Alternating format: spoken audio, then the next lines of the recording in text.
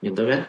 Nah, kayak Menko Polkam itu kan tidak terlihat sama sekali, beliau kerjanya itu sangat tidak terlihat.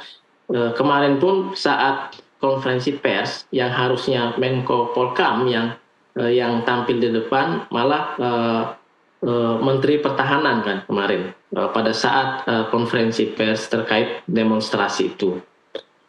Nah, memang secara umum Pak Prabowo ini membutuhkan menteri yang bisa bekerja siang malam, bisa membaca situasi, kemudian secara komunikasi tidak bikin gaduh, tidak bikin ribut, dan kemudian kebijakan-kebijakan yang dikeluarkan itu tidak, kalau bahasa Jawa itu tidak seenak EDW gitu kan, sehingga banyak koreksi, sehingga harus presiden lagi yang turun mengamankan situasi.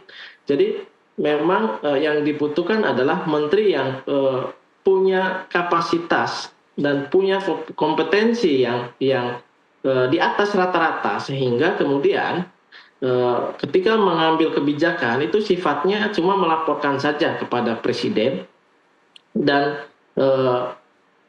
semua kebijakannya itu senafas dengan visi dan program andalan presiden. Nah, itu secara umum.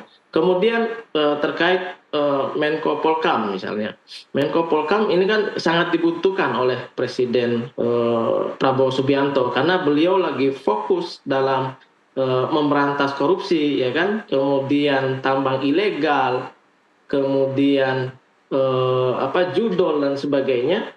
Itu kan membutuhkan figur yang kuat, figur yang bisa menjadi sentral koordinasi terkait dengan aparat keamanan, kemudian bagaimana mengamankan situasi di lapangan dan sebagainya. Jadi memang kalau Menko Polkam ini membutuhkan selain sosok atau figur yang kuat, tapi memiliki kecerdasan dan kompetensi yang di atas rata-rata terkait dengan bidang itu. Baik, baik, kita tahan kembali Mas Iwan, kita kembali ke istana. Ada Zulkifli Hasan tiba ini di istana.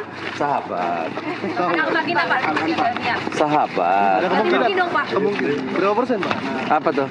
Pak Erick ke depan. Kok ditarik? Sahabat.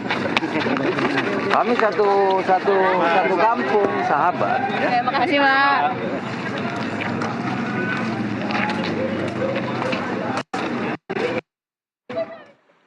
Ya, tadi masih menunggu kembali di sini. Mas Iwan, kembali lagi. Kita lihat banyak yang datang saat ini, menteri, mungkin juga calon menteri di sini. Tapi tadi Anda melihat memang ada figur-figur yang memang dicari oleh Presiden Prabowo tentunya untuk melengkapi kabinet ya seperti itu, untuk menjadi sosok yang tepat di posisinya. Tapi apakah Anda melihat bahwa reshuffle ini memang menjadi sebuah strategi atau cara cepat dari Presiden Prabowo sendiri untuk mengatasi masalah atau kondisi yang saat ini terjadi tidak hanya di Indonesia tapi pun mungkin yang terjadi saat ini di global seperti itu? Mas Iwan, ya, silakan.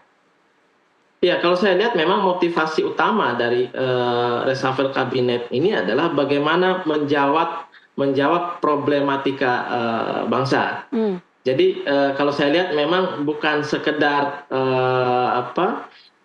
atraksi politik saja, tetapi memang kalau saya lihat Pak Presiden ini kemarin kan didesak dengan demo, kemudian diingatkan dengan masalah ekonomi, masalah pengangguran dan sebagainya.